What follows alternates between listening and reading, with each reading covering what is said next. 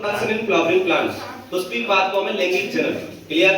हम जानते हैं कि जनन क्या होता है, अपने समान संतान उत्पन्न करने की क्षमता को जनन कहते हैं। मैंने आपको बताया था सभी जीव जनरली अपने समान संतान उत्पन्न करते हैं और हर जीव ये चाहता है कि उसकी जाति की निरंतरता बनी रहे। तो अपनी जाति की निरंतरता को बनाए रखने के लिए जीव क्या करते हैं, अपने समान संतान करते हैं और इस प्रक्रिया को हम जनन कहते हैं। मैंने आपको बताया था संतान उत्पन्न करने के मुख्य रूप से दो तरीके होते हैं, अर्थात जनन के दो प्रकार होते हैं, लैंगिक जनन और अलैंगिक जनन। लैंगिक जनन में आप जानते हैं दो जीव भाग लेते हैं, युग्मकों का निर्माण होता है, निषेचन होता है। जबकि अलैंगिक जनन में एक जीव भाग लेता है, युग्मकों का निर्माण नहीं होता और निषेचन नहीं होता। जबकि आपने देखा कि लैंगिक जनन, मैंने आपको बताया था दोनों तरीकों में से लैंगिक जनन अच्छा होता है, क्योंकि लैंगिक जनन में विभिन्नता आती है, वेरिएशंस आते हैं और जो वेरिएशंस होते हैं वो जीव को उस विषम परिस्थिति में जीवित रखने में मदद करते हैं। इसलिए जनन की कौन सी विधि ज्यादा अच्छी होती है? लैंगिक जनन। मैंने आपको बताया था जनन की लैंगिक विधि ज्यादा अच्छी होती है अलैंगिक जनन की तुलना में। क्लियर? बट यहाँ पे हम पढ़ेंगे sexual reproduction in flowering plants, पुष्पीय पादपों में जनन। तो हम इस चैप्टर में जानेंगे कि पौधे जो होते हैं वो अपने समान कैसे संतान उत्पन्न करते हैं। क्लियर? पौधे अपने समान संतान उत्पन्न कैसे करते हैं और पुष्प इतना सुंदर क्यों होता है, फल इतने मीठे क्यों होते हैं, उन सारे क्वेश्चंस के अपन आंसर यहाँ पे जानेंगे। तो अपन रैपिड इस चैप्टर को जल्दी ही इसको अपन रिवाइज करेंगे। तो हम जानते हैं कि जो पुष्प जो होता है, flower is the sexual part of the flowering plants. मैंने आपको बताया था पुष्प जो होता है पुष्पीय पादपों का लैंगिक अंग होता है। क्लियर? पुष्प के आप जानते हैं चार घेरे होते हैं, चार हॉर्न्स कहते हैं इनको, और आप जानते हैं सबसे बाहर वाले को क्या बोलते हैं? ब्रादलपुंज, कैलेक्स, कोरोला, एंड्रोशियम, गाइनोशियम। ब्रादलपुंज, दलपुंज, पुमंग और जायंट। मैंने आपको बताया था जो बाहर वाले हैं वो एक्सेसरी यानी कि सहायक होते हैं, कैलेक्स और कोरोला, एंड्रोशियम और गाइनोशियम, पुमंग और जायंट के आवश्यक भाग होते हैं। इनकी यूनिट्स हमने पढ़ी थी, ब्रादल की इकाई को ब्रादल, दलपुंज की इकाई को दल, पुमंग की इकाई को पुंकेसर और नर भाग को पुमंग कह रहे हैं, मादा भाग को जायंट कह रहे हैं। पुमंग की इकाई पुंकेसर है, जायंट की इकाई स्त्रीलिंग है। पुंकेसर की संरचना हमने पढ़ी थी। पुंकेसर में मुख्य रूप से दो भाग होते हैं, एक परागकोश होता है और एक तंतु होता है। परागकोश मैंने आपको बताया था सामान्यतः द्विपालिक होता है, means it have two lobes. इसके पास दो पालियां होती हैं और दोनों पालियां आप जानते हैं कनेक्टिव या संयोजी ऊतक द्वारा जुड़ी होती है। क्लियर? तो तंतु जो होता था लंबा और उसको सहारा देने वाला भाग था। आप जानते हैं तो तंतु के भी दो भाग होते हैं, एक समीपस्थ भाग और एक दूरस्थ भाग। समीपस्थ भाग आप जानते हैं पुष्पासन से जुड़ा होता है और दूरस्थ भाग आप जानते हैं परागकोश के पास में होता है। क्लियर?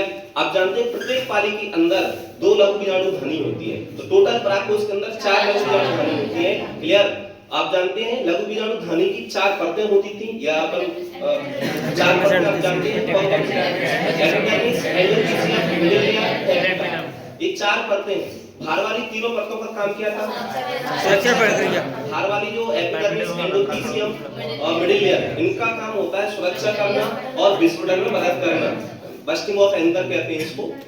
इसके बाद जो टेपिटम थी, ये इनरमोस्ट लेयर थी, अंदर वाली सबसे आंतरिक परत, और इसका काम होता है विकास के परागकणों को देना। आप जानते हैं कि टेपिटम कोशिका सघन जीवद्रव्य वाली होती है और इसमें सामान्यतः एक से अधिक केंद्रक होते हैं। आपकी किताब में लिखा भी था कि इसमें एक से अधिक केंद्रक क्यों होते हैं। हम जानते हैं कि इसमें केंद्रक व्यवहार तो होता है, कोशिका द्रव्यवाहन नहीं होता है, बट साइटोकाइनेसिस नहीं होता है। तो टेपिटम की कोशिका सघन जीवद्रव्य वाली और एक से अधिक केंद्रक होते हैं, ये याद रखना है। ओके, टेपिटम बहुत इंपॉर्टेंट है।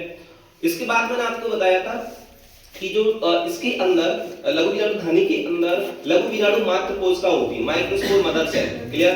तो माइक्रोस्पोर मदर सेल डिप्लॉयड होती है और माइक्रोस्पोर मदर सेल में मियोसिस होता है, अर्धसूत्री विभाजन होता है और इसके फलस्वरूप आप जानते हैं कि 4 माइक्रोस्पोर बनते हैं और इस प्रक्रिया को अपन लघु बीजाणु जनन या माइक्रोस्पोरोजेनेसिस कहते हैं। तो आप जानते हैं लघु बीजाणु मात्र कोशिका से अर्धसूत्री विभाजन द्वारा लघु बीजाणु बनने की प्रक्रिया को लघु बीजाणु जनन कहते हैं। आप जानते हैं कि जो लघु बीजाणु बन रहे हैं स्टार्टिंग में जो बनते हैं वो एक गुच्छे के रूप में रहते हैं पैक, इसको अपन माइक्रोस्पोर टेट्राड कहते हैं, लघु बीजाणु चतुष्टक कहते हैं। क्या? लघु बीजाणु चतुष्टक कहते हैं। और इसके बाहर एक परत होती है, कैलिस परत होती है ना, उसको कैलिस एंजाइम द्वारा उसको क्या कर दिया जाता है, जला दिया जाता है, जिससे ये लघु बीजाणु बाहर निकल जाते हैं, यानी कि आप इनको लघु बीजाणु कहेंगे। मैंने आपको बताया था एक माइक्रोस्पोर मदर सेल से यदि टेट्राड पूछे, लघुवीजाणु चतुष्टक की बात करें तो कितने लघुवीजाणु चतुष्टक बनते हैं? एक। क्लियर? और लघुवीजाणु की बात करें तो 4। मैंने आपको बताया था लघुवीजाणु के अंदर गुणसूत्र कितने होंगे? आधे रहते हैं, अवरुद्ध रहते हैं लघुवीजाणु, और लघुवीजाणु मात्र कोश का दोगुणित होते हैं। क्लियर? तो ये आपने बात की। अब हम बात करेंगे कि लघुवीजाणु से परागकण कैसे बन रहा है। क्लियर? तो लघुवीजाणु जो होता है आप जानते हैं उसमें एक केंद्रक है, उसमें एक समसूत्री विभाजन होगा जिससे 2 केंद्रक बनेंगे। क्लियर? और आप जानते हैं जिसके बाद उसका जो कोशिका द्रव होता है वो विभाजित हो जाता है, एक छोटी कोशिका बन जाती है और एक बड़ी कोशिका बन जाती है। बड़ी वाली कोशिका को हम कायिक कोशिका वेजिटेटिव सेल कहते हैं, छोटी वाली कोशिका को हम जनन कोशिका कहते हैं। और इसके परागकण के बाहर 2 परतें होती हैं। आउटर मोस्ट परत को हम, सबसे बाहर वाली परत को हम एक्जाइम या ब्राचोल कहते हैं, अंदर वाली परत को हम अंतरचोल या इंटाइन कहते हैं। आप जानते हैं कि ब्राचोल स्पोरोपोलन पदार्थ की बनी होती है, और स्पोरोपोलन एक ऐसा केमिकल या ऐसा पदार्थ होता है जो किसी भी केमिकल से डिस्ट्रॉय नहीं होता है, अधिक तापमान को, लवण को, अम्ल को सह सकता है। क्लियर? और यही कारण है, इसी की उपस्थिति के कारण, स्पोरोपोलन की उपस्थिति के कारण जो परागकण होते हैं वो एज अ फॉसिल्स यानी कि जीवाश्म की भांति कार्य करते हैं, कई सालों तक मिट्टी के अंदर डले रहते हैं, उसके बाद भी नष्ट नहीं होते। तो ये हमने पढ़ा था।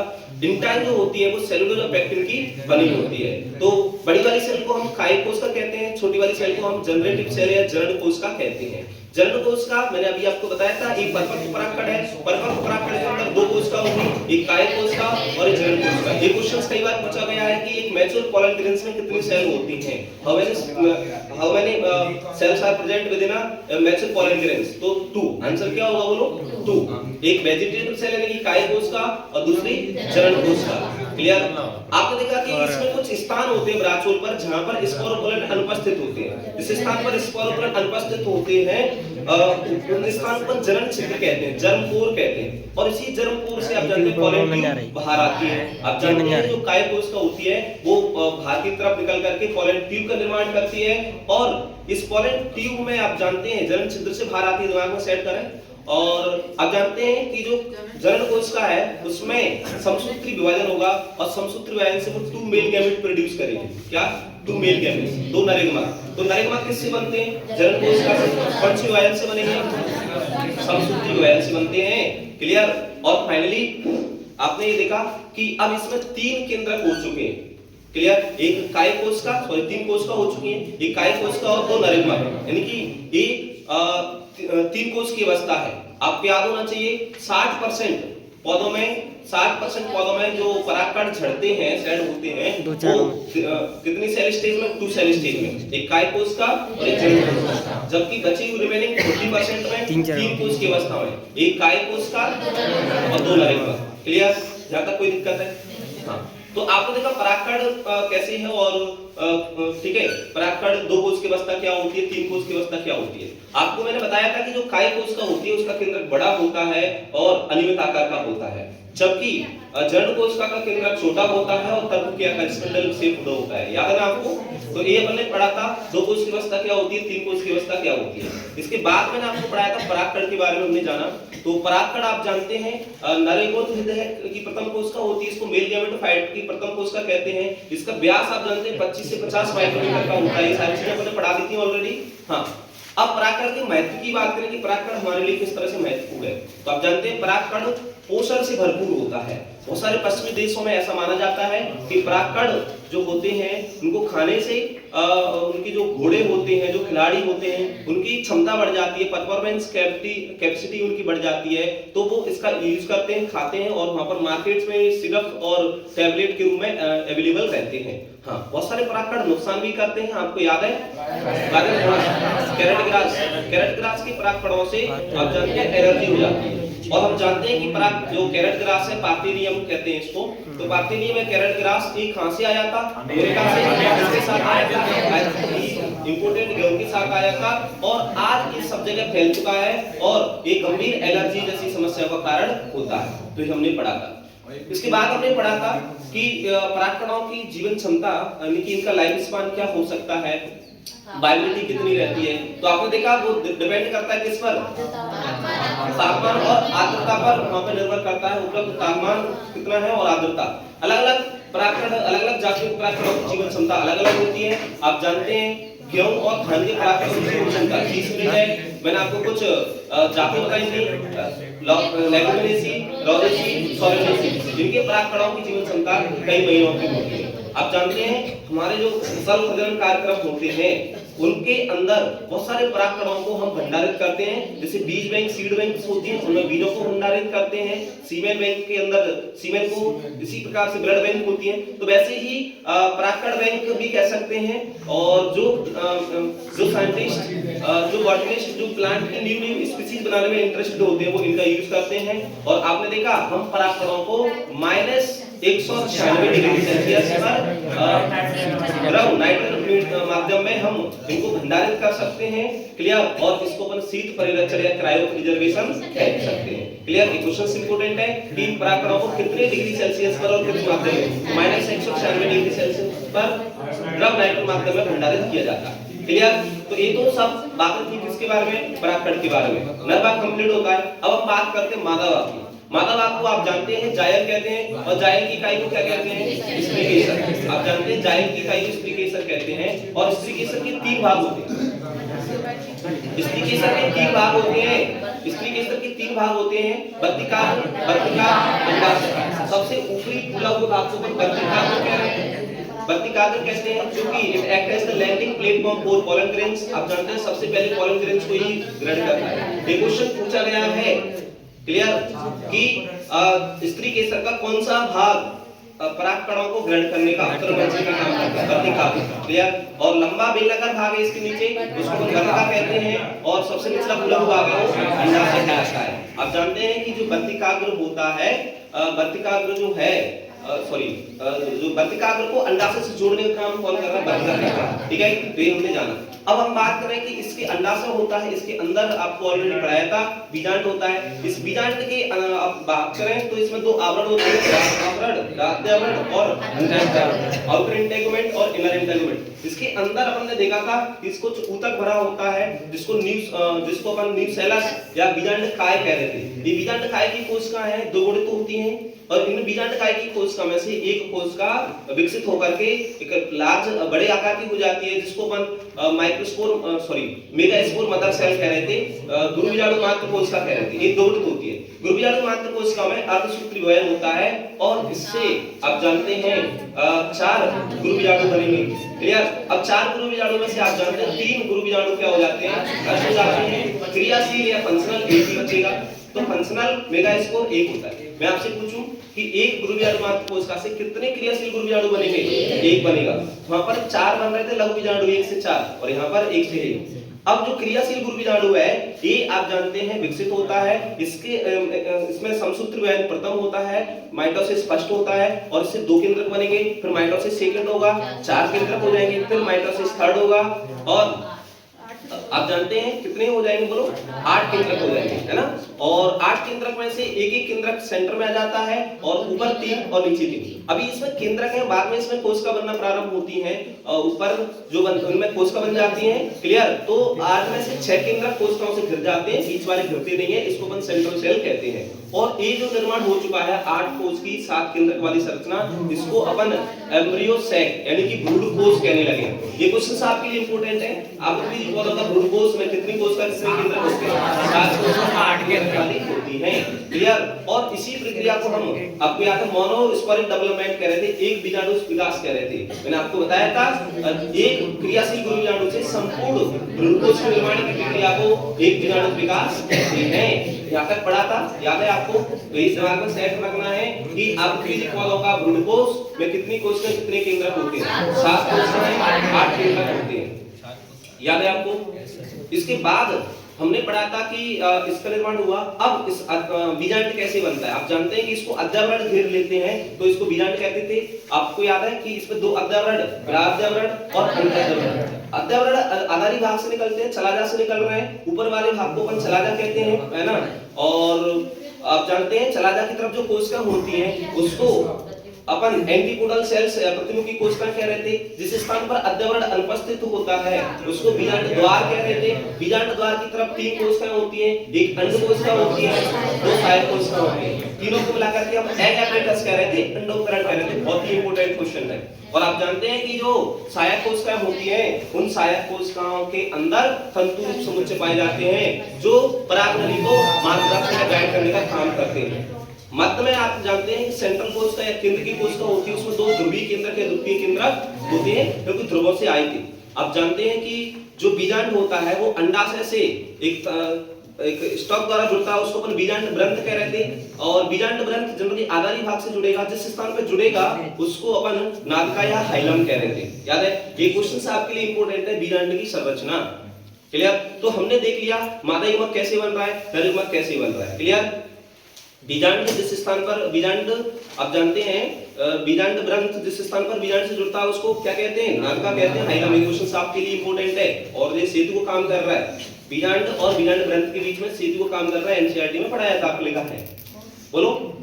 चलिए, तो ये अपने पढ़ा। इसके बाद हम बात करेंगे, टॉपिक कंप्लीट होता है, इसके बाद हम बात करेंगे परागण, पॉलिनेशन। क्या? पॉलिनेशन, परागण।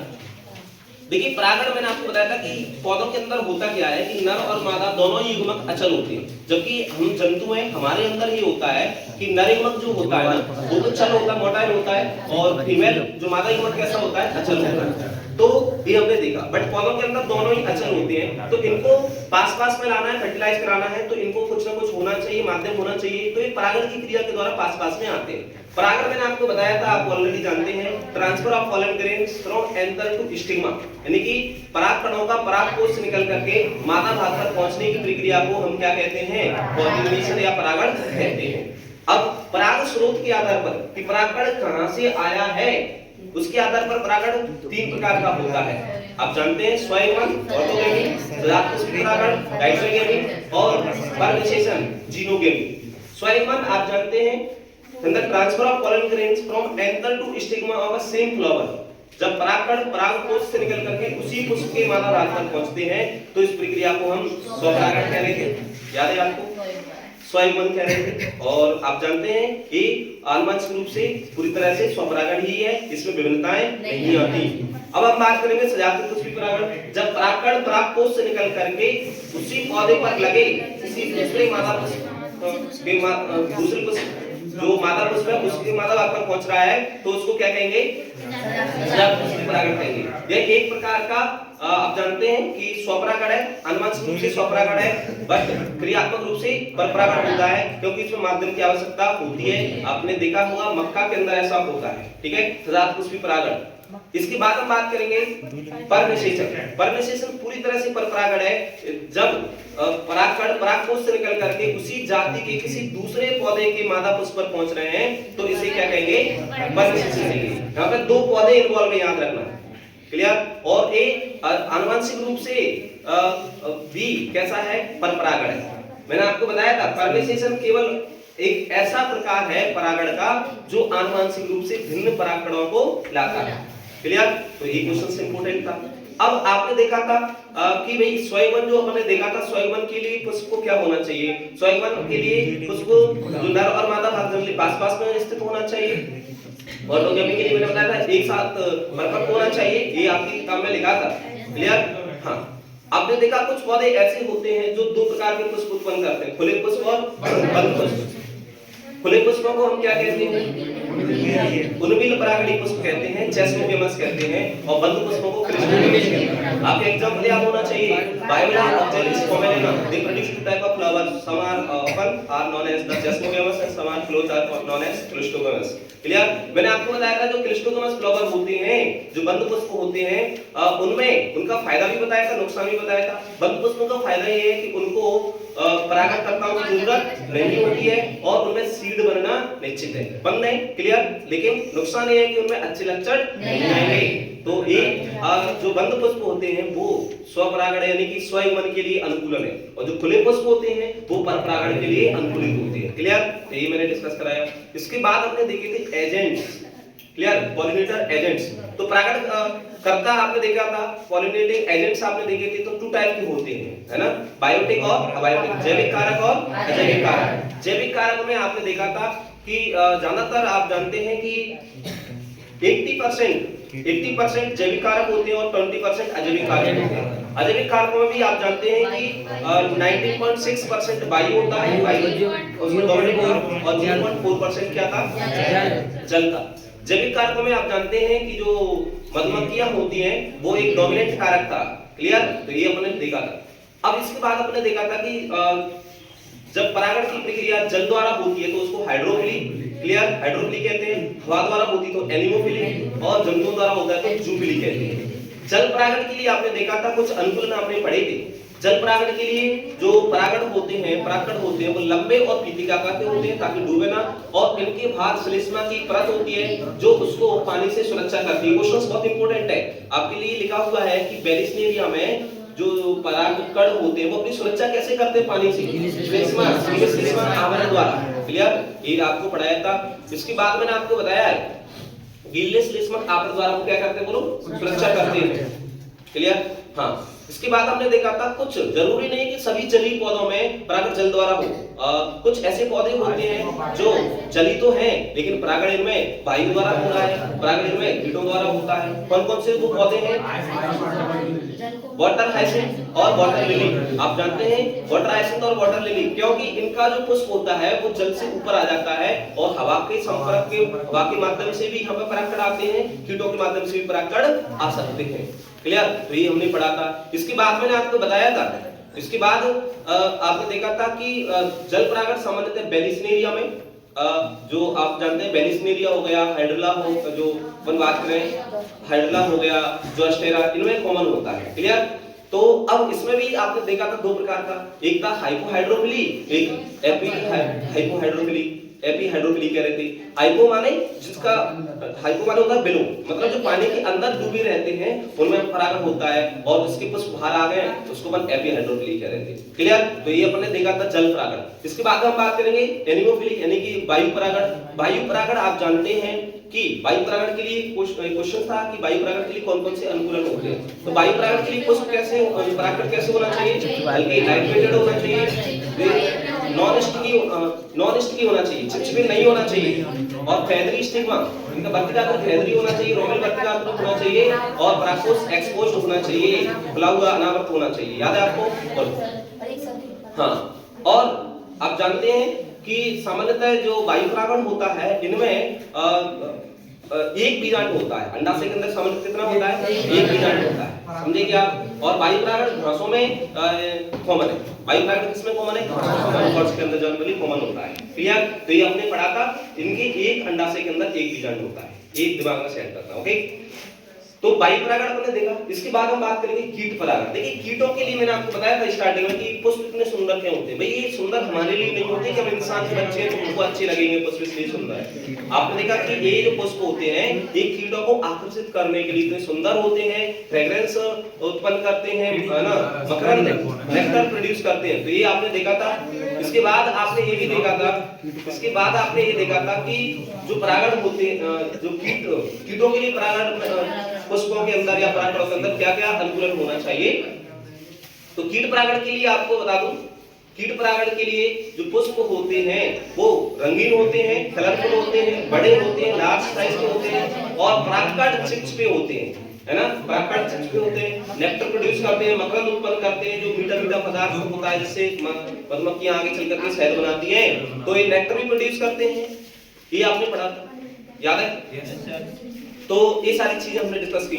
इसके बाद मैंने आपको बताया था कि ये परागण के आपने देखा, वायु परागण हो गया, जल परागण हो गया, और आपको एक चीज और क्वेश्चंस लिखा था कि जो मक्का के अंदर या जो वायु परागण होता है उसमें जो मक्का के अंदर जो आप खुदने देखते हैं वेसल्स, वो क्या है और उनका क्या कार्य है। आप जानते हो खुदने होते हैं, है ना, वर्तिका और वर्तिका है, वो वर्तिका और वर्तिका है, स्टिग्मा और स्टाइल है, और उनका काम होता है हवा में परागकणों को क्लियर। तो ये क्वेश्चंस आपके लिए बहुत ही इंपॉर्टेंट है। दूसरा क्वेश्चन आपके लिए ये था कि वायु परागण और जल परागण, जिन पौधों में वायु परागण होता है और जिनमें जल परागण होता है, उनमें परागकणों की कंपैरिजन में, तुलना में बीजांड जो बनता है, जो अंडाशय होता है या अंडाशय के अंदर अंडाणु जो बन रहे हैं वो कम बन रहे हैं, ऐसा क्यों? मतलब उनको ज्यादा मात्रा में परागकण बनाने पड़ रहे हैं, क्यों? उसका सिंपल सा आंसर है क्योंकि इनमें अनिश्चितता बनी रहती है। इनके जो परागकण एक जगह से दूसरी जगह जा रहे होते हैं तो अनिश्चितता बनी रहती है और बहुत सारे परागकण नष्ट हो जाते हैं। उस अनिश्चितता को दूर करने के लिए और जो परागकण की हानि हुई है उसको दूर करने के लिए इनको अधिक मात्रा में क्या बनाने पड़ते हैं? परागकण बनाने पड़ते हैं, क्योंकि मादा भाग के अंदर जो बीजांड बन रहा है, अंडकोश का बन रही है, उसको कहीं नहीं जाना होता है, तो इसलिए ये क्या करते हैं? अधिक बनाते हैं। ये मैंने आपको लिखाया था। दूसरा क्वेश्चन मैंने आपको लिखाया था या आपको बताया था, किताब में भी दिया हुआ है कि जो जलीय पौधे होते हैं, शैवाल, ब्रायोफाइट, टेरिडोफाइट, आप जानते हैं एक पौधों का विकास हमने पढ़ा था इवोल्यूशन वाले चैप्टर में। शैवाल, एल्गी, ब्रायोफाइट, टेरिडोफाइट, एंजियोस्पर्म और आज मॉडर्न प्लांट एंजियोस्पर्म। तो जो शैवाल है, ब्रायोफाइट और टेरिडोफाइट, इनका विस्तार एक निश्चित भौगोलिक क्षेत्र तक सीमित है। ऐसा क्यों? क्योंकि आप जानते हैं कि इनकी नरयुग्मकों को परिवहन के लिए किसकी जरूरत पड़ती है? जल की आवश्यकता पड़ती है। क्लियर? तो जल की आवश्यकता पड़ती है और इसलिए इनका विस्तार क्या होता है? एक निश्चित क्षेत्रों तक ही होता है। तो ये क्वेश्चन आपको लिखाया था, बताया था, ठीक है? ये हमने पढ़ा था। इसके बाद हमारा टॉपिक होता है पॉलन पिस्टल इंटरेक्शन, है ना, पराग स्त्रीकेसर संकर्षण। देखिए परागकण मादा भाग पर पहुंच गया, अब पौधे को कैसे पता चलता है कि ये सही प्रकार का परागकण आया है या गलत प्रकार का आया है? पहचानने का काम मैंने आपको बताया था वर्तिकाग्र का होता है। इसको पहचानने का काम किसका था? बोलो, वर्तिकाग्र। जो वर्तिकाग्र होता है वो पहचानेगा कि ये सही प्रकार का है कि गलत प्रकार का है, क्लियर, राइट टाइप का है, कॉम्पिटिबल है या नहीं। सही प्रकार का और कॉम्पिटिबल का मतलब होता है कि उसी जाति का आया है तो सही है, जैसे मैंगो पर मैंगो का आया है तो सही है, लेकिन दूसरा आ गया, पीपल का आ गया तो वो रॉन्ग हो जाएगा। तो परागण की प्रक्रिया में गारंटी नहीं होती कि सही प्रकार का ही है, गलत प्रकार के भी आ जाते हैं तो उसको रोक दिया जाता है। उसकी जो वर्तिकाग्र जो पराग नली है उसकी वृद्धि को रोक दिया जाता है, उन परागकणों का अंकुरण नहीं होने दिया जाता, इसलिए उनको रिजेक्ट कर दिया जाता है और सही प्रकार को एक्सेप्ट किया जाता है। तो ये आपने देखा। तो आपने ऐसा क्या होता है या इस वर्तिकाग्र पर कुछ विशिष्ट प्रकार के रसायन होते हैं, यहाँ पर केमिकल डायलॉग होता है, उन रसायन उन परागकणों को पहचानेगा और उसको पोषण देता है और जिससे सही प्रकार का होगा वो परागनली बनेगी और वो अंकुरित परागकण अंकुरण होगा और फाइनली वो अपने नरयुग्मकों को बीजांड तक और अंडकोश तक पहुंचा पाएगा। और जो गलत प्रकार के आए उनकी परागनलिका की वृद्धि को रोक दिया जाएगा या उनको अंकुरित ही नहीं होने दिया जाएगा। समझ में आया? तो ये आपने देखा था। अब इसके बाद मैंने आपको बताया था कि यहाँ तक पॉलन पिस्टल इंटरेक्शन हमने पढ़ा। इसके बाद क्या होता है, आपको एक टॉपिक और था, क्लियर? आपने देखा कृत्रिम संकरण भी आपका एक टॉपिक था, आर्टिफिशियल हाइब्रिडाइजेशन। आर्टिफिशियल हाइब्रिडाइजेशन में क्या होता है कि हम अपने इच्छा अनुसार फल, अपनी इच्छा अनुसार हम बीज उत्पन्न कर सकते हैं, क्लियर? आप किसी दूसरे पौधे को दूसरे पौधे से क्रॉस करा सकते हैं जो आप और अपने अनुसार डिजायरेबल प्रोडक्ट ले सकते हैं। और जनरली स्पीशीज ज्यादातर सेम होती है, सेम स्पीशीज के बीच में आप ऐसा करा सकते हैं। आज बहुत सारे आर्टिफिशियल प्लांट्स अवेलेबल हैं। इसके लिए आपको क्या करना पड़ता है, यदि मान लो एक पुष्प है और द्विलिंगी पुष्प है, कैसा है? द्विलिंगी मादा पुष्प है, तो द्विलिंगी मादा पुष्प है और आप चाह रहे हैं कि उसके परागकण उस पे ना आए क्योंकि उसका प्रोडक्शन कम है, उसका उत्पाद कम है। तो द्विलिंगी पुष्प में से आप चाहते हैं और आप चाह रहे हैं कि दूसरा पौधा है उसमें अच्छा प्रोडक्शन है, उसके परागकण हम चाहते हैं उस जैसे फ्रूट्स लगे, सीड्स बने, अच्छे बने, हेल्थी प्लांट्स बने। तो हम क्या चाह रहे हैं, हम उसको रोकना चाह रहे हैं, क्लियर? तो हम उसका जो द्विलिंगी पुष्प होता है उसमें से नर भाग को काट करके हटा देते हैं और इस प्रक्रिया को हम क्या कहते हैं? विपुंसन, इमास्कुलेशन पढ़ाया था मैंने आपको। और जो मादा भाग होता है उसको बटर पेपर से उसको ढक देते हैं। और क्यों ढक रहे हैं? बोरा वस्त्रण क्यों या बैगिंग क्यों कर रहे हैं? अनैच्छिक परागकणों से बचाने के लिए। ये क्वेश्चन बहुत ही इंपॉर्टेंट है। मादा भाग को अनैच्छिक परागकणों से बचाने के लिए हम बोरा वस्त्रण करते हैं। क्वेश्चन ये था कि बोरा वस्त्रण यानी कि बैगिंग क्या है और क्यों करते हैं। समझ में आ गया आपको? हाँ, आपने देखा था कि जो पराग इमास्कुलेशन बहुत इंपॉर्टेंट चीज है। इमास्कुलेशन और ये एक लिंगी पुष्पों में नहीं करते हैं। एक लिंगी पुष्पों में इमास्कुलेशन नहीं करेंगे, जरूरत ही नहीं है, लेकिन बैगिंग करेंगे क्योंकि उसमें तो किसी दूसरे के परागकण आ सकते हैं ना, अवांछनीय परागकण है, अनवांटेड पॉलन ग्रेन्स आ सकते हैं। तो ये मैंने आपको पढ़ाया था, बैगिंग के बारे में बताया था, याद होना चाहिए। इसके बाद हमने पढ़ा था, आपको याद होना चाहिए, आपको एक टॉपिक और मैंने आपको पढ़ाया था। आप जानते हैं लगातार स्वपरागण कराने से, कंटीन्यूअस सेल्फ पॉलिनेशन से क्या हो जाता है? बोलिए, अंतर प्रजनन अवनमन। अंतः प्रजनन अवनमन इनब्रीडिंग डिप्रेशन हो जाता है, मींस अच्छे लक्षण नहीं आते। और इसकी नॉलेज हमारे एंसेस्टर को थी, हमारे पूर्वजों को थी। आपको याद है कि हमारी भी शादियां होती हैं तो हम सेम गोत्रों में या क्लोज रिलेटिव में मैरिज नहीं करते हैं, गोत्र स्किप करते हैं। उनको मालूम था, उनको संस्कृत नॉलेज नहीं थी बट उनको प्रैक्टिकली नॉलेज थी। यही कारण है क्योंकि उनको मालूम था कि यदि हम क्लोज रिलेटिव में मैरिज करेंगे तो अच्छे लक्षण नहीं आएंगे। तो पौधे के अंदर भी लगातार यदि स्वपरागण हो रहा है तो अच्छे लक्षण नहीं आते। आपको याद होना चाहिए कि पौधे स्वपरागण की प्रक्रिया सरल है। स्वपरागण की प्रक्रिया कैसी है बोलो? स्वपरागण की प्रक्रिया सरल है। स्वपरागण के लिए माध्यम की आवश्यकता नहीं है। स्वपरागण के लिए ज्यादा ऊर्जा खर्च नहीं करनी। उसके बाद भी पौधों ने परपरागण को बढ़ावा दिया। परपरागण में परागणकर्ताओं की आवश्यकता होती है, अधिक मात्रा में ऊर्जा खर्च करनी होती है, कीटों पर निर्भरता होती है। उसके बाद भी पौधों ने किसको बढ़ावा दिया? परपरागण। ये महंगी प्रक्रिया है, इसको सिलेक्ट किया। क्लियर? तो मैंने बताया था क्यों सिलेक्ट किया, क्योंकि स्वपरागण की लगातार स्वपरागण कराने से अच्छे लक्षण नहीं आती, विभिन्नताएं नहीं आती, नई जातियां का निर्माण नहीं होगा, अच्छे बीज नहीं बनेंगे और पौधे हेल्दी नहीं होंगे, जल्दी बीमारी लग जाएंगी। तो पौधे चाहते हैं कि क्या हो? परपरागण हो, क्रॉस पॉलिनेशन हो, सेल्फ पॉलिनेशन ना हो। तो पौधों ने अब इसके अंदर बहुत सारे अपने अंदर बदलाव किए। मैं आपको बता देता हूं, आपने पढ़ा था ऑलरेडी कि एक लिंगता, यूनिसेक्सुअलिटी। आप जानते हैं कि बहुत सारे पौधे एक लिंगी पुष्प उत्पन्न करते हैं। जब एक लिंगी पुष्प होगा तो उनमें क्या होगा? फिर परपरागण ही होगा, स्वपरागण नहीं होगा। क्लियर? दूसरा मैंने आपको बताया था समकाल परिपक्वता। समकाल परिपक्वता में ये होता है कि दोनों नर तथा भले ही पुष्प द्विलिंगी हो और नर और मादा हो, लेकिन वो दोनों एक साथ सॉरी उल्टा बोल दिया है, समकाल परिपक्वता नहीं कहना है, समकाल परिपक्वता कहेंगे इसको, विषमकाल परिपक्वता, है ना। तो आपने देखा डाइकोगेमी कहते हैं, यानी कि अलग अलग समय पर मैच्योर होते हैं। क्लियर? नर यदि पुष्प द्विलिंगी है तो उसमें नर भाग या तो पहले मैच्योर हो जाएगा, इसको प्रोटोएंड्री कहते हैं, या फिर मादा भाग यदि पहले मैच्योर हो गया, परिपक्व हो गया तो प्रोटोगाइनी। देखो दोनों एक साथ परिपक्व हो जाएंगे तो स्वपरागण हो जाएगा, बट अपन स्वपरागण को रोकना है तो विषमकाल परिपक्वता कहेंगे इसको, है ना। तो विषमकाल परिपक्वता एक तरीका है जो परपरागण को बढ़ाता है, स्वपरागण को रोकता है। तीसरा मैंने आपको बताया था, तीसरा विषम वर्तिका हेटेरोस्टाइली। इसमें जो नर और मादा भाग की जो पोजीशन होती है वो अलग अलग होती है, तो उसके परागकण उस पर नहीं पहुंच पाएंगे। ये भी एक तरीका था। आपको याद है फोर्थ मैंने आपको बताया था हर्कोगेमी। हर्कोगेमी आप जानते हैं कि जो एंड्रोसिन गायनोसिन के बीच में कुछ ऐसा फिजिकल बैरियर बन जाता है कैलेक्स और कोरोला की सहायता से, जिसकी वजह से उसके परागकण उसी पर नहीं आ पाएंगे। और एक था सेल्फ स्टेरिलिटी, स्वबंधता।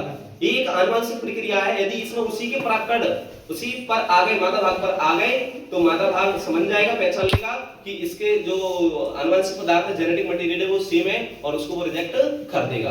तो सेल्फ स्टेरिलिटी कह रहे थे। तो ये तरीके थे, आपको याद है कि 5 तरीके। और ये क्वेश्चन ऐसे भी आ जाता है कि आउटब्रीडिंग डिवाइसेस, यानी कि इनको अपन क्या बोल रहे थे हिंदी में? वाइब्रेटिंग युक्तियां इसे कहते हैं, और कौन-कौन सी हैं। तो ये क्वेश्चन बहुत इंपॉर्टेंट है। या आपके लिए आ जाएगा कि परपरागण हेतु पौधों में क्या-क्या अनुकूलन है ना। बता था adaptation for cross pollination in plants. Clear? Cross pollination के लिए क्या-क्या अनुकूलन है ये मैंने आपको बताया था। नेक्स्ट सुनिए, ये क्लियर हो गया। इसके बाद हम बता देते हैं आपको कि जो पॉलन क्रिस्टल इंटरेक्शन के थ्रू जो परागनली के अंदर, देखिए आप जानते हैं कि परागनली किस में कौन-कौन आता है। जो परागनली ऊपर से आ रही होती है उसमें आगे खाई केंद्रक आता है और पीछे-पीछे 2 नरेगुणक आते हैं। क्लियर? नरेगुणक आ रहे होते हैं। खाई केंद्रक आगे आ रहा होता है, पीछे-पीछे 2 नरेगुणक आ रहे होते हैं। खाई केंद्रक ऐसे कह सकते हैं कुछ ऐसे केमिकल रिलीज करता है जो परागनली को वर्तिका के अंदर जाने में मदद करता है और इस सेंस करता है। एक कुछ जो आपको याद है जिसको अपन कह रहे थे सहायक कोशिकाओं के अंदर कुछ केमिकल कोशिकाएं थी। सहायक कोशिकाओं के अंदर उनको क्या कह रहे थे हम? तंतुरूप समुच्चय, है ना, फिलिपम एब्रेटस। वो कुछ केमिकल रिलीज करेंगे, उसको सेंस करता है और केमिकल निकालेगा और आप वहां से परागनली बढ़ते आप जानते हैं बीजांड द्वार तक आ जाती है। अब जरूरी नहीं कि बीजांड द्वार से ही प्रवेश करे, परागनली अध्यवर्ष से भी प्रवेश कर जाती है, सलाजा से प्रवेश कर जाती है, चलाजोगेमी, है ना, अध्यवर्ष से सीधा प्रवेश करके बीजोगेमी, और बीजांड द्वार से प्रवेश करती तो पोरोगेमी करेंगे। अब परागनली फाइनली, और जो बीजांड जो आया था ना, जो आगे जो केंद्रक आया था जिसको अपन खाई केंद्रक या इसको नलका केंद्रक भी कहते हैं। मैं आपको बता देता हूँ, खाई केंद्रक को अपन क्या कहते हैं? नलका केंद्रक, ट्यूब न्यूक्लियस भी कहते हैं, क्योंकि नलका के अंदर आ रहा है और ये यहाँ पर आगे नष्ट हो जाता है। अब कौन बचा? 2 नरेगुणक। दो नरेगमक बच्चे, और प्रागनली सीधा जा करके आप जानते हैं कहां पर हिट करती है, सहायक कोशिका के जीव द्रव में। आप जानते हैं दो सहायक कोशिका की, उनमें एक जीव सहायक कोशिका से टकराती है और आप उसके सहायक कोशिका के जीव द्रव में अपने किसको अपने नरेगमकों को रिलीज कर देती है। क्लियर? दो नरेगमक यहाँ डाल दी इसने, तो एक सहायक कोशिका तो नष्ट हो गई। अब कितने नरेगमक बचे? दो। उन दो नरेगमक से एक नरेगमक मेल गैमेट्स जो है वो फीमेल गैमेट यानी कि एग सेल से जाकर के जुड़ जाएगा और इसको अपन फर्टिलाइजेशन कह रहे हैं, ट्रू फर्टिलाइजेशन है। क्लियर? हाँ, तो आपने देखा, और इससे क्या बनेगा? जाइगोट बनेगा, और जाइगोट आगे चल करके क्या बनाएगा? एम्ब्रियो बनेगा। जाइगोट याद रखना, यूगमनज जिसको कह रहे हैं वो दोहृत होगा। जो दूसरा नरेगमक है वो केंद्र की कोशिका में उपस्थित ध्रुवीय केंद्रक या द्वितीय केंद्रक कौन से जाकर के जुड़ेगा, वो ऑलरेडी डिप्लॉयड है और एक जुड़ जाएगा, तो तीन केंद्रक हो जाएंगे यहाँ पर और त्रिगुणित संरचना बनेगी। प्राइमरी एंडोस्पर्म न्यूक्लियस कहेंगे, प्राथमिक भ्रूणकोश इसको अपन केंद्रक कहते हैं। क्लियर? तो आपने देखा ये प्राथमिक भ्रूणकोश केंद्रक बनेगा और बाद में ये क्या बन जाता है? भ्रूणकोश बन जाता है, जो कि त्रिगुणित होता है। आपको बता देता हूं निषेचन के बाद जो अंडकोशिका होती है ना वो तो यूमरस में बन जाएगी, और जो केंद्र की कोशिका होती है वो प्राथमिक भ्रूणकोश कोशिका बनती है। प्राथमिक भ्रूणकोश कोशिका के बाद वो भ्रूणकोश बन जाता है, और भ्रूणकोश जो होता है वो त्रिगुणित होता है, ट्रिप्लॉइड होता है, और उसका मुख्य काम क्या है? विकासशील भ्रूण को पोषण करना। अतः यहाँ पर निषेचन कितनी बार हुआ है? दो बार हुआ है, इसलिए इस घटना को निषेचन कहते हैं। और एक आवृतबीजी पौधों का मैंने आपको बताया था, algae, bryophyte, pteridophyte, gymnosperm, angiosperm, ये केवल और केवल एंजियोस्पर्म का यूनिक कैरेक्टरिस्टिक है, विशिष्ट लक्षण है, अद्वितीय कैरेक्टरिस्टिक है। क्लियर? तो निषेचन और कहीं नहीं है। ठीक है, ये देखा। इसके बाद आपने देखा कि निषेचन के पश्चात जो भ्रूणकोश होता है ना, अब देखो आप जानते हैं कि भ्रूण बनेगा। अब भ्रूण का एक आपके लिए एनसीईआरटी में क्वेश्चन लिखा था कि भ्रूण का विकास भ्रूणकोश, उल्टा बोल दिया मैंने, हाँ, भ्रूणकोश का विकास भ्रूण से पहले होता है। क्यों? ये इसलिए होता है ताकि विकासशील जो भ्रूण है ना उसको निश्चित रूप से पोषण मिल सके, क्योंकि पोषण प्रदान करने का कार्य किसका है? भ्रूणकोश। तो जो भ्रूण बना है ना ये कुछ समय के लिए रुक जाएगा और किसका विकास पहले होगा? भ्रूणकोश का। पहले भोजन बन जाएगा, तभी तो आप जानते हैं कि कौन इसको भ्रूण को पोषण मिल सकेगा। मैंने आपको बताया था, एग्जांपल भी दिया था कि आप कोई फंक्शन करते हो तो ऐसा थोड़ी है आपने टाइम दिया कि लोगों को आपको इनवाइट किया और लोगों को टाइम दिया कि 5 बजे आना है, और लोग यदि आपके शादी में 10 बजे या 12 बजे आ जाएंगे तो उनको खाना मिलेगा क्या? नहीं मिलेगा। तो पहले खाना बना लीजिए, उसके बाद में बुलाइएगा। तो ऐसा मैंने बताया था आपको। चलिए, इसलिए किसका विकास? भ्रूणकोश का विकास।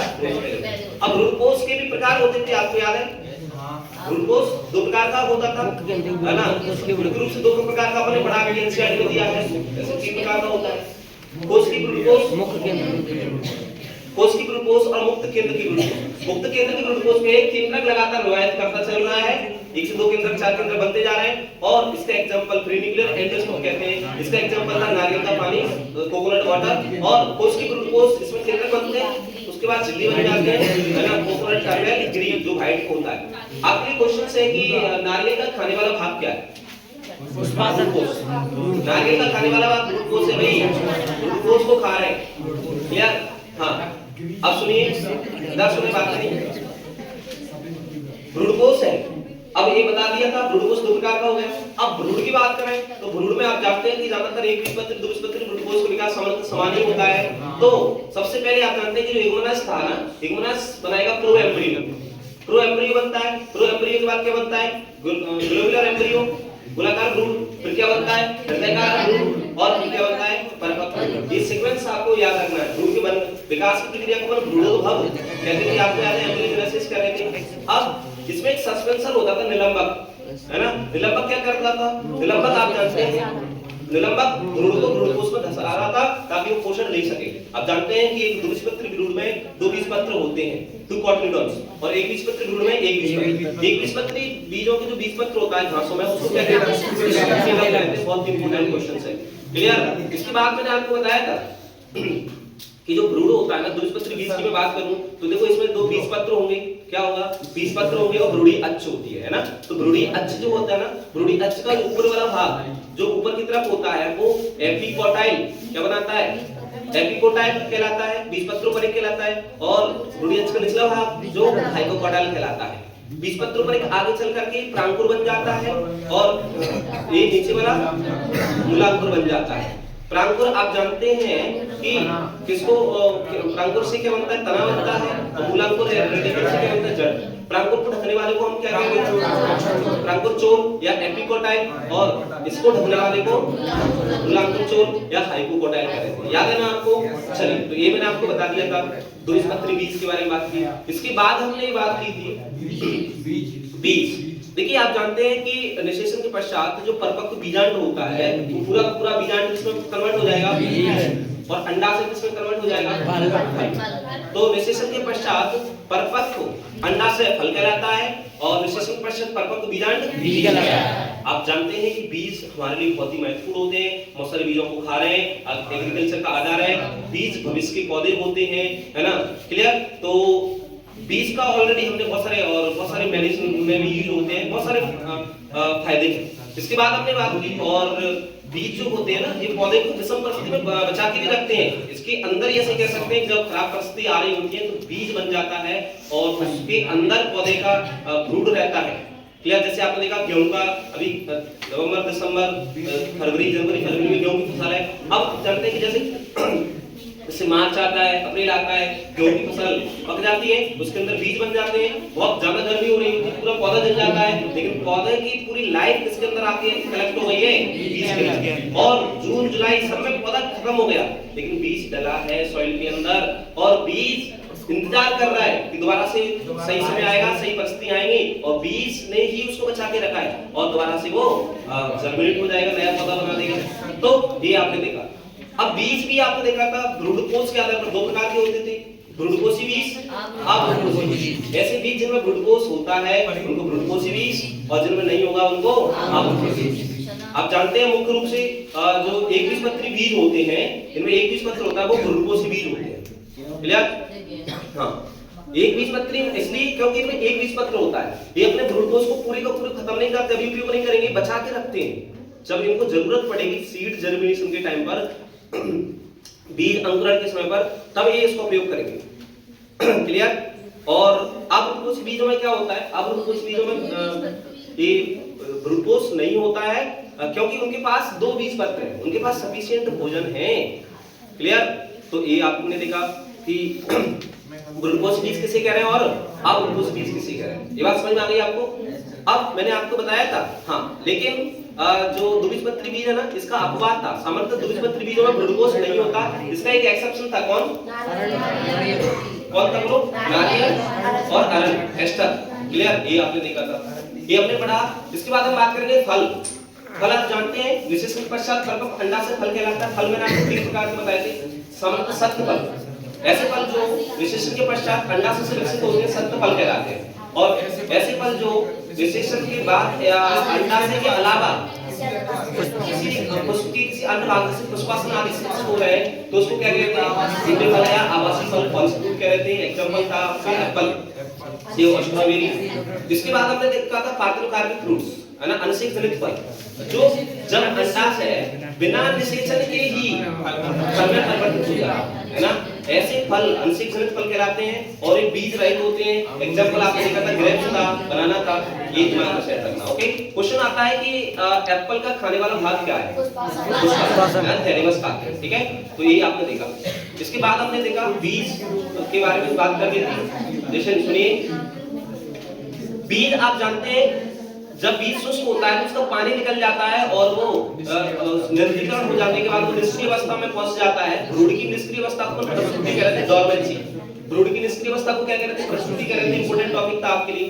बीज अंकुरण मैंने बताया था, जब उसको परिस्थितियां मिलती हैं, जब उसको उसके हिसाब से परिस्थितियां मिलेंगी तो बीज अंकुरित हो जाएगा। उसमें नमी, पर्याप्त नमी हो जाएगी, ऑक्सीजन वगैरह आर्द्रता मिलेगी, नमी मिलेगी, तापमान मिलेगा, तो वो दोबारा से अंकुरित हो जाएगा। तो आपके लिए क्वेश्चंस लिखा था आपके एग्जाम में कि बीज अंकुरण के लिए क्या-क्या परिस्थितियां होना आवश्यक है। देखिए, बीज की आप जानते हैं जो वायबिलिटी होती है वो अलग-अलग डिपेंड करती है। आपको देखा होगा, आप बहुत सारे हाइब्रिड बीज लाते हो, बहुत सारे हाइब्रिड बीज लाते हो, वो हाइब्रिड जो बीज होते हैं ना, आपने देखा उसमें डेट रहती है, एक एक्सपायरी डेट। उसके बाद यदि आप उनको खेत में डालोगे तो वो उगेंगे नहीं, और आपकी नुकसान हो सकता है आपको। तो आपने देखा हर बीज की एक निश्चित अवधि होती है, लेकिन बहुत सारे बीजों की अवधि कुछ सालों से लेकर के कई हजार साल भी हो सकती है। जैसे मैंने आपको बताया था, एक कॉनेक्स डेक्टेलिफेरा की बात करें, कॉनेक्स डेक्टेलिफेरा खजूर की बात करें, ठीक है, हेराल्ड के महल की खुदाई के दौरान इसको मिला था। इसकी बीज की क्षमता कितनी है? 2000 वर्ष। 10,000 वर्ष किसकी है?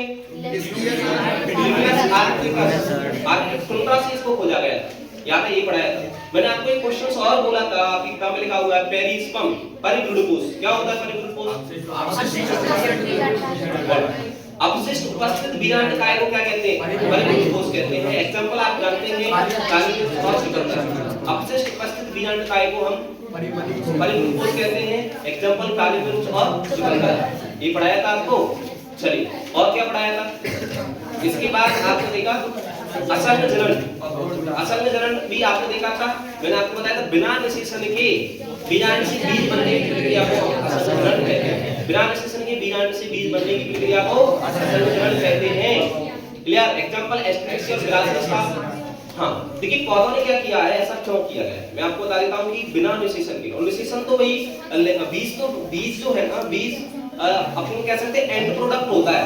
बीज अंतिम उत्पाद होता है लैंगिक जनन का। सुनिए, आवाज नहीं। बीज मैंने अब तक को बताया था अंतिम उत्पाद होता है लैंगिक जनन का। बट ये अलैंगिक जनन है क्योंकि निषेचन ही नहीं हो रहा और बीज बन रहा है। मतलब अलैंगिक जनन है, फिर भी ये नकल कर रहा है किसकी? मिमिक कर रहा है किसको? लैंगिक जनन। और ऐसा क्यों कर रहा है? क्लियर? तो मैंने आपको बताया था ये आपने देखा कि है तो अलैंगिक जनन, लेकिन किसकी नकल कर रहा है? बीज बन रहा है। और मैंने आपको बताया था जो असंग जनन होता है ये बहुत हम कह सकते हैं, आज हम जो बीज लाते हैं इसका महत्व बहुत इंपॉर्टेंट है। आज हम जो बीज लाते हैं, आपने देखा कि जैसे हाइब्रिड बीज लाए, टमाटर लाए, मिर्ची लाए, ये आपको हर बार पैकेट खरीदने पड़ते हैं, नए नए पैकेट खरीदने पड़ते हैं। और आप जानते हैं कि बहुत महंगे बीज होते हैं। तो हम कहीं ऐसा बीज बना लें, ऐसा तरीका बना लें कि इसका अपन को बार बार ये पैकेट ना खरीदने पड़े। एक बार ही बीज लाएं, उससे अपन को उत्पाद अच्छा मिलता रहे। आपने देखा कि जो हाइब्रिड लाते ना, तो उसकी टमाटर आपने सब कुछ निचोड़ के रख ली, उसके बीज निकाल के रख ली, उनको आप दोबारा से खेत में डालेंगे तो पहले जैसा फर्स्ट टाइम में जो उत्पाद मिला था वैसा नहीं मिलेगा, क्योंकि ये हाइब्रिड है। और हाइब्रिड का मतलब होता है दो को मिलाकर के बनाया गया है। क्लियर? और जो संतान है वो उनके पेरेंट्स दोनों के लक्षण आए। लेकिन आप जानते हैं कि लैंगिक जनन जब होता है, जब लैंगिक जनन होगा तो लैंगिक जनन में आप जानते हैं एक सेपरेशन, युग्मक पृथक्करण हो जाते हैं। तो इनके जो गुणसूत्र वो पृथक हो जाएंगे और अब अच्छे लक्षण नहीं रहेंगे। तो जो हाइब्रिड है वो हाइब्रिड की हाइब्रिड नहीं बचेगा। तो हम एक ऐसा तरीका यानी कि कह सकते हैं बाईपास तरीका है, हम पृथक्करण नहीं होने दे रहे इनके लक्षणों को और हम बीज बना रहे हैं डायरेक्ट। क्लियर? ताकि लक्षण सेम टू सेम रहे पेरेंट प्लांट के जैसे ही। यदि ऐसा होता है तो आने वाले टाइम में हमको बार बार बीज नहीं खरीदने पड़ेंगे, एक बार हाइब्रिड बीज खरीदेंगे और हमेशा तक उत्पाद देते रहेंगे। तो इसका महत्व है। क्लियर? इसके बाद आपका एक टॉपिक और का बहुरूप पॉलीएम्ब्रियो। बहुरूपता कह रहे हैं, आप जानते हैं मोर देन अपन कह सकते हैं मोर देन वन एम्ब्रियो, उल्टा बोल दिया मैंने आपको। जब बीज के अंदर एक से अधिक एम्ब्रियो, जब बीज के अंदर एक से अधिक एम्ब्रियो हो तब उसको क्या कहते हैं? बहुरूपता कहते हैं, पॉलीएम्ब्रियोनी कहते हैं। क्लियर? तो आपने देखा more than one embryo present within a seed is called polyembryony। तब इसको अपन बहुरूपता कह रहे थे। एग्जांपल आप जानते हैं सिट्रस फ्रूट्स, खट्टे फल कह रहे थे। आप बात करें मैंगो या सिट्रस फल से जो नींबू जाति के फल हैं उनमें आप पॉलीएम्ब्रियोनी होती है। और पॉलीएम्ब्रियोनी के अलग-अलग कारण थे जिसकी वजह से पॉलीएम्ब्रियोनी हो रही थी। आपको याद है कि जो अंड आप जानते हैं कि जो बीजांडकाय की कोशिका सीधे ही एम्ब्रियो सैक में भ्रूण कोश में प्रवेश कर जाए और वो भ्रूण की भांति व्यवहार करें। क्लियर? तो इसको अपन पॉलीएम्ब्रियोनी करेंगे। बहुत सारे कारण हैं। क्लियर? तो यहाँ तक मुझे लगता है ये चैप्टर अपना कंप्लीट होता है। कुछ इसमें और चीजें बचती हैं क्या? बताइए, कुछ याद है? चलिए, तो मैंने पूरा चैप्टर आपको रिवाइज करा दिया है और ऐसे ही हम हर चैप्टर को रिवाइज करेंगे। क्लियर?